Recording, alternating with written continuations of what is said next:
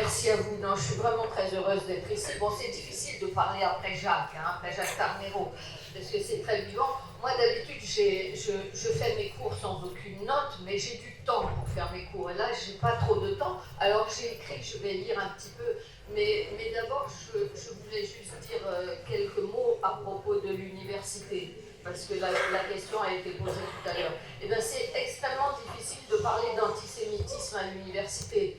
Vous savez, par exemple, moi qui travaille en effet sur l'Amérique latine, et le concept de justicialisme, je l'importe notamment d'Argentine, le parti péroniste, il s'appelle le parti justicialiste.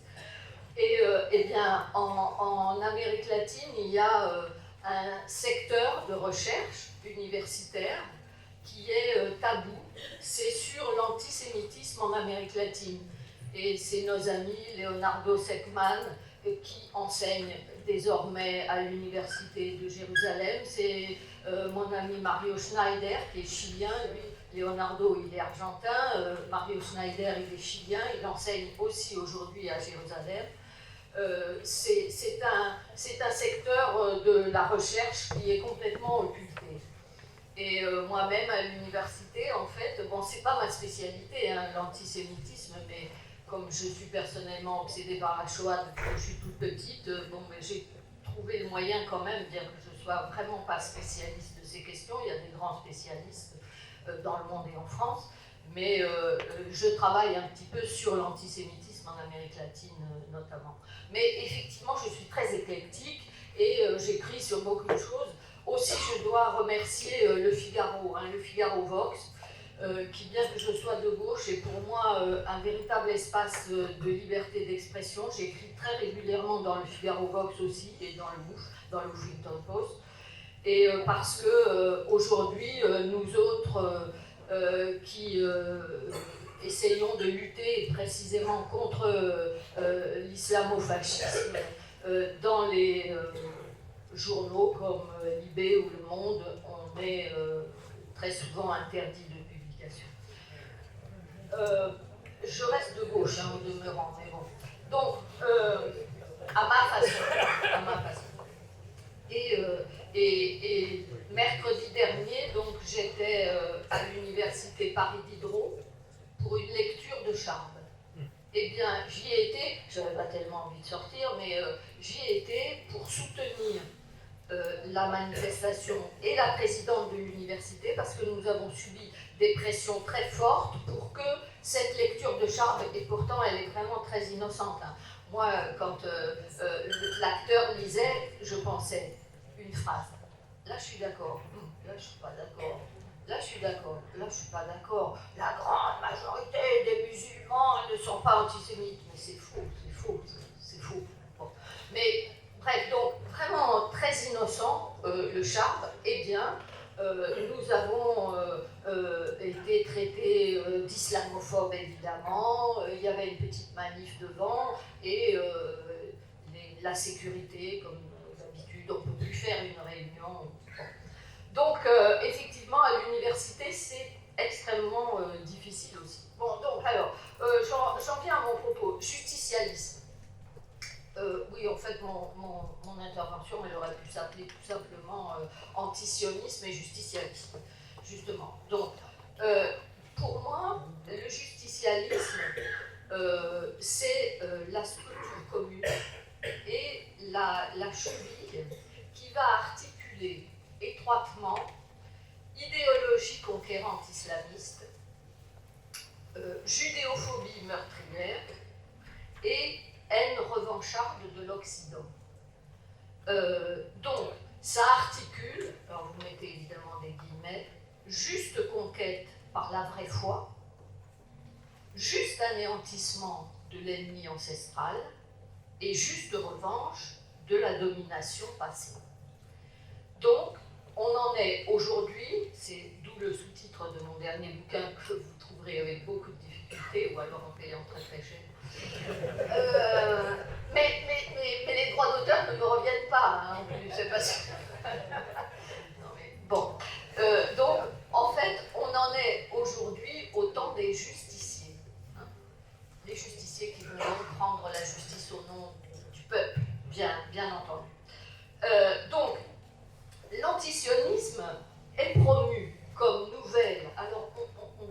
nouvelle, effectivement, tout est relatif, hein, mais nouveau par rapport à d'autres types d'antisémitisme, et puis pas si nouveau que ça pour ce qui ressort, mais ça, il y a des spécialistes du Coran et de la tradition musulmane. Mais bon, toujours est-il. L'antisionisme est promu donc comme une nouvelle forme d'antisémitisme par les pays arabes dès 1947.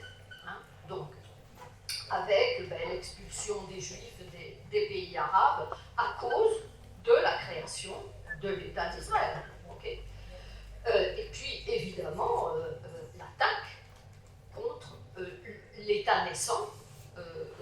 Donc, d'entrée de jeu, on est dans l'offensive. Ensuite, l'OLP y trouve son fondement lors de sa création en 1964, et plus tard, le Hamas vient renforcer donc, le glissement entre panarabisme et pan-islamisme, comme dit, je cite là Georges Elia Sarfati.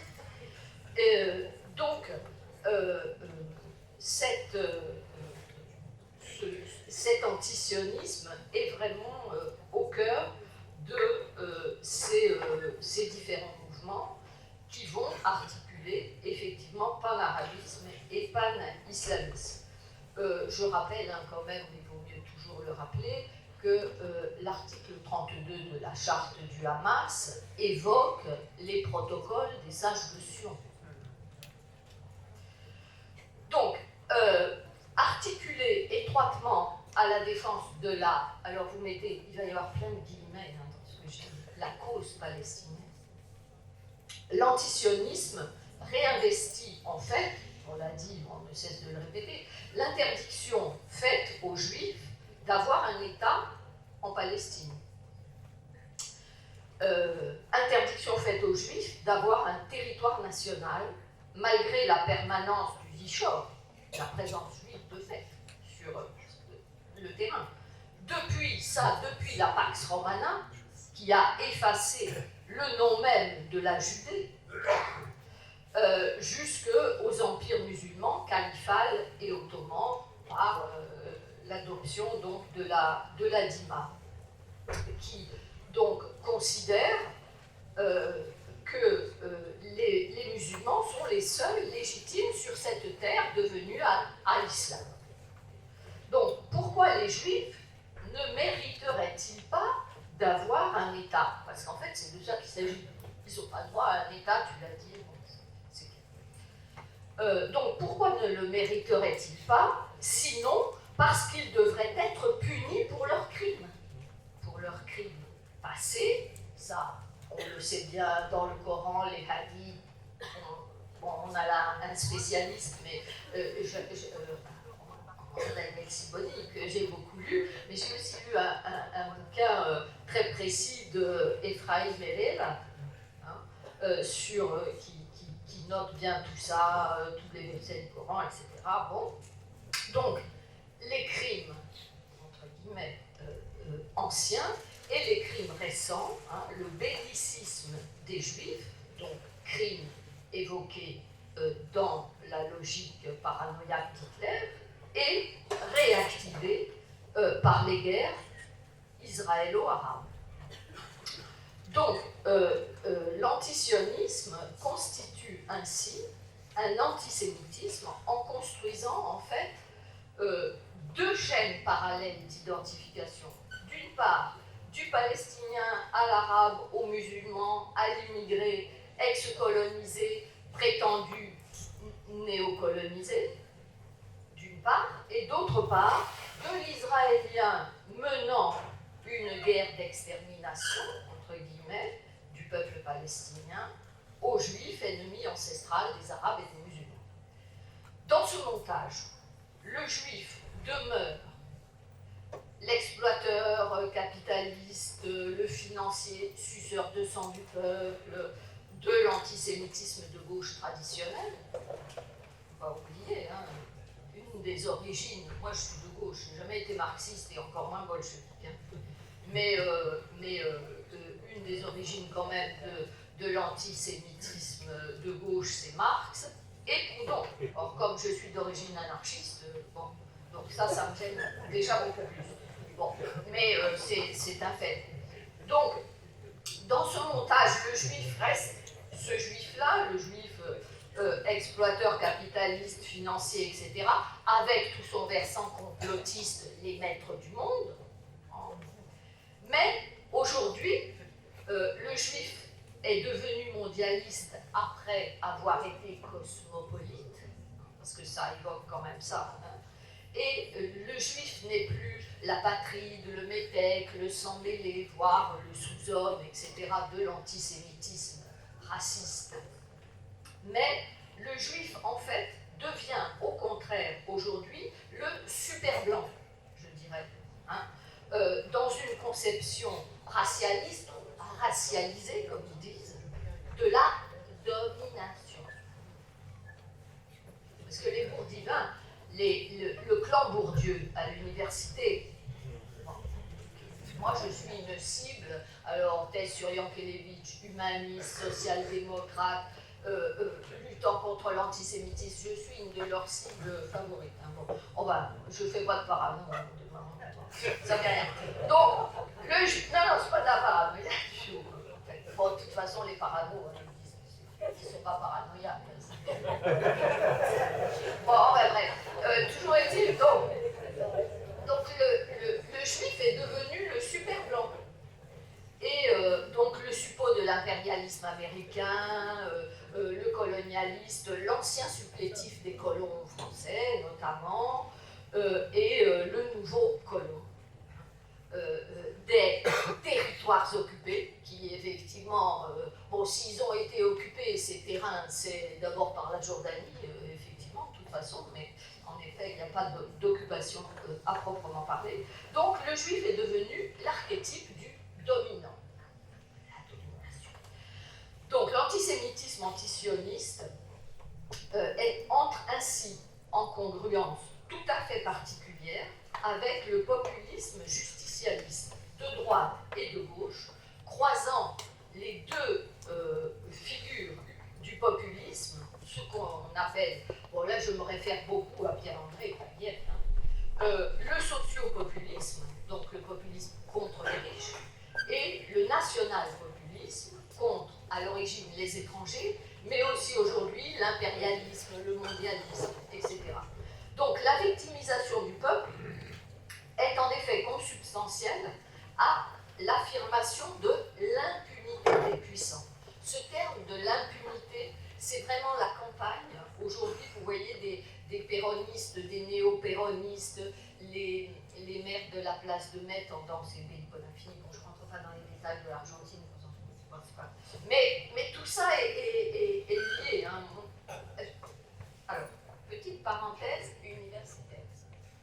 J'ai produit un article sur Perón comme pièce maîtresse de l'entrée des nazis en Amérique latine. C'est connu, mais c'est un travail de compilation d'historiens, de journalistes, etc. Hein. Cet article m'a été refusé dans la revue de mon institut, l'Institut des hautes études de l'Amérique latine, dont je suis membre du comité de rédaction d'ailleurs, hein, entre parenthèses.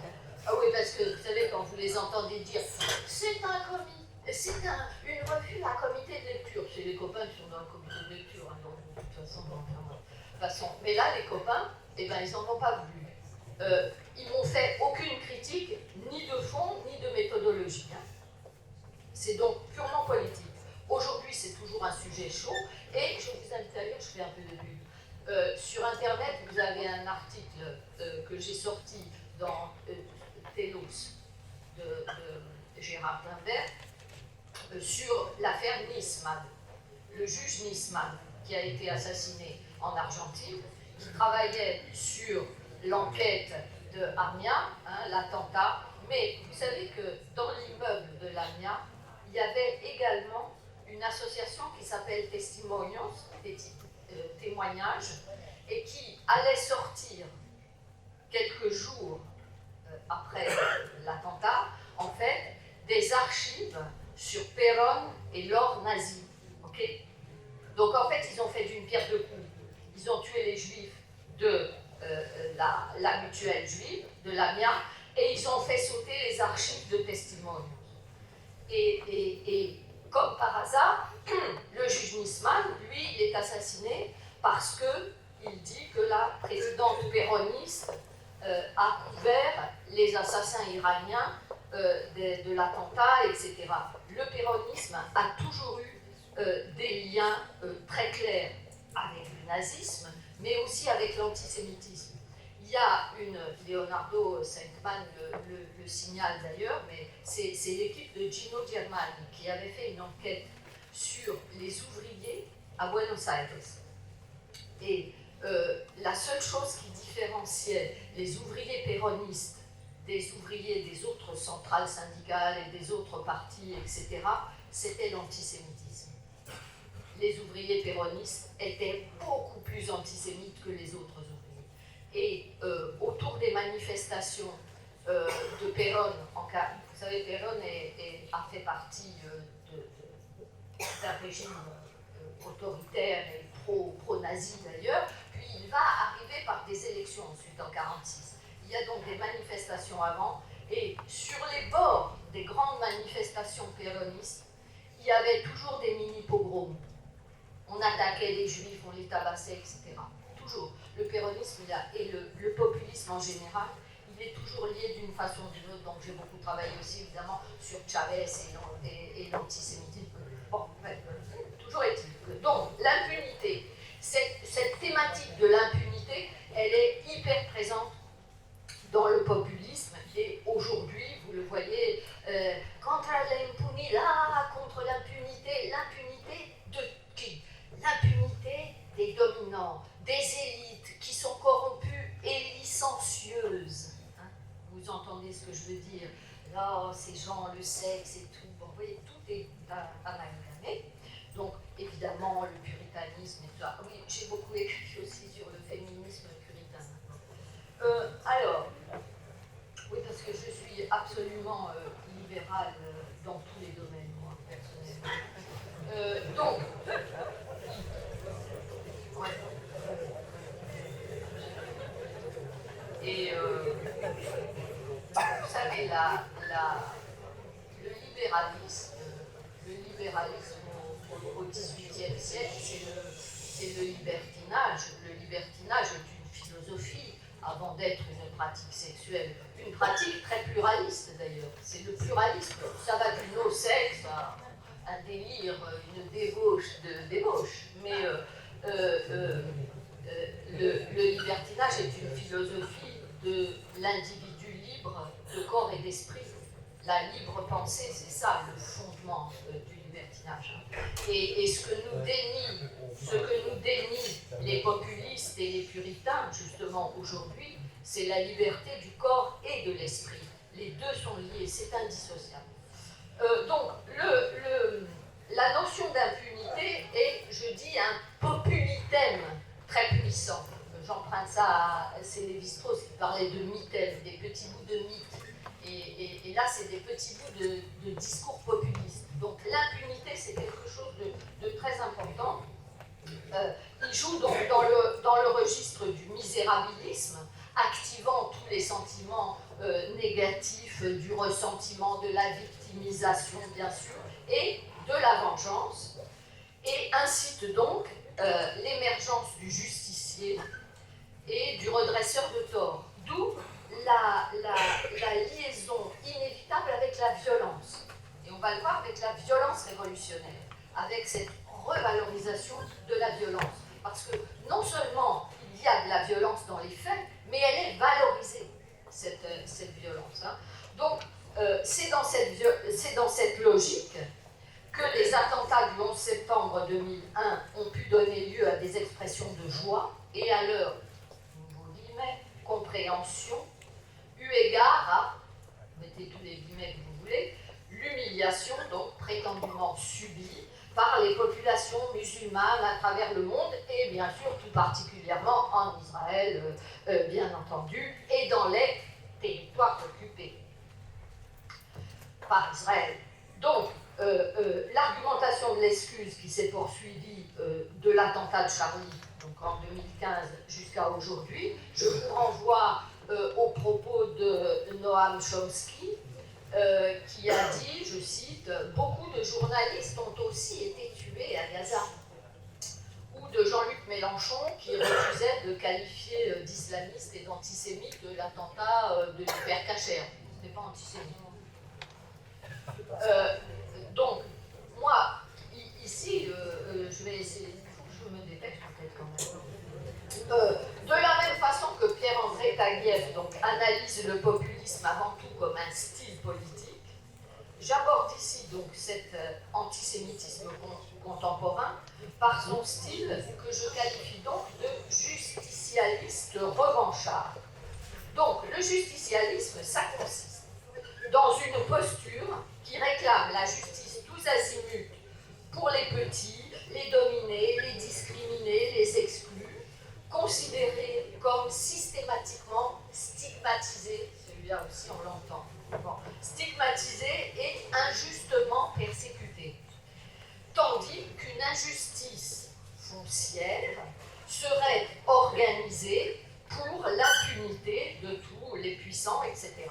Donc, le justicialisme se réclame de la justice populaire, de la justice pour le peuple, contre le deux poids, deux mesures, ça aussi on l'entend, hein, le deux poids, deux mesures, de l'impunité des puissants. Plus largement, donc, cette revendication de punition exemplaire, vengeresse, à l'égard des dominants, remet en cause le cadre considéré comme trompeur de la fausse démocratie. Ça serait la fausse démocratie dans laquelle on vit, où la République, ce serait la dictature. Le jeune là, qui défendait Nuit debout, j'étais avec lui à une télé, là, il disait « En France, ça fait 200 ans qu'on est en dictature. » Quoi ? Oui, parce qu'on est en République depuis 200 ans, c'est la dictature. N'importe quoi, mais c'est... Donc,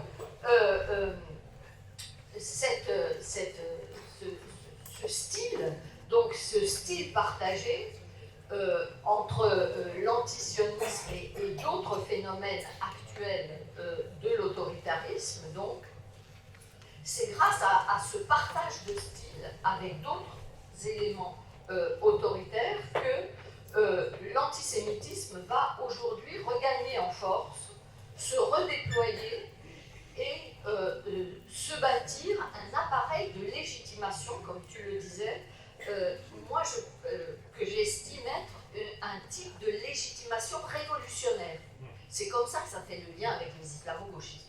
Donc, au-delà d'une familiarité structurelle, la polarisation, la désignation de l'ennemi anti-peuple, la logique du complot, bien sûr, au-delà donc de cette familiarité structurelle, l'antisémitisme et le populisme participent d'une dynamique mobilisatrice commune. On le voit avec les péronistes concrètement sur le terrain, mais au niveau du discours, l'appel au peuple des populistes apporte sa caution à l'antisionisme, la détestation anti-juive consolide en retour la convergence d'éléments très hétérogènes et épars dans le populisme. Éléments venus de la droite, de la gauche, du discours religieux, du discours nationaliste, etc. Et grâce à la haine du juif, ça se cristallise. Donc, c'est extrêmement important. Donc, je termine. Donc, ce nouvel, alors, guillemets, nouvel, hein, il n'est pas si nouveau que ça, mais ce nouvel antisémitisme, qui est donc l'antisionisme, est devenu en effet un des piliers idéologiques, non seulement des islamistes à l'offensive, mais ça remonte aussi à l'histoire, mais aussi de la gauche radicale. Des pro-palestiniens maoïstes, moi je me souviens dans ma jeunesse, je suis un peu plus jeune que toi, moi je suis d'après 68, quand même. Bon.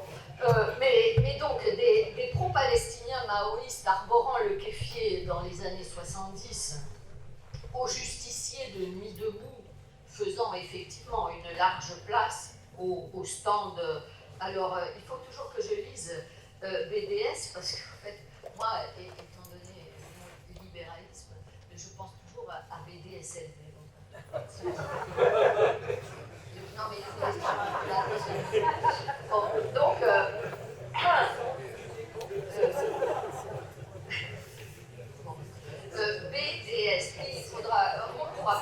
jamais d'avis. La prochaine fois que je plais, je en parlerai. Voilà, il faut détendre un peu l'atmosphère parce que c'est quand même extrêmement lourd. La période dans laquelle on vit, c'est très difficile. Mais heureusement, avec les Juifs, on a l'humour et ça, c'est quelque chose d'extrêmement important. Ah ben ouais, oui, vraiment. Je vous conseille Rabinovitch et tout ça. Bon, donc, je vais à la fin. À la fin, je termine. Donc, une nouvelle fois, l'antisémitisme, ici sous sa forme de l'antisionisme, participe à l'attaque contre la République, à la fois en fragmentant la communauté nationale, en promouvant un nouveau racisme anti-blanc, en réarticulant religion et politique, en subvertissant l'idée de justice et en valorisant la violence révolutionnaire. Je vous remercie.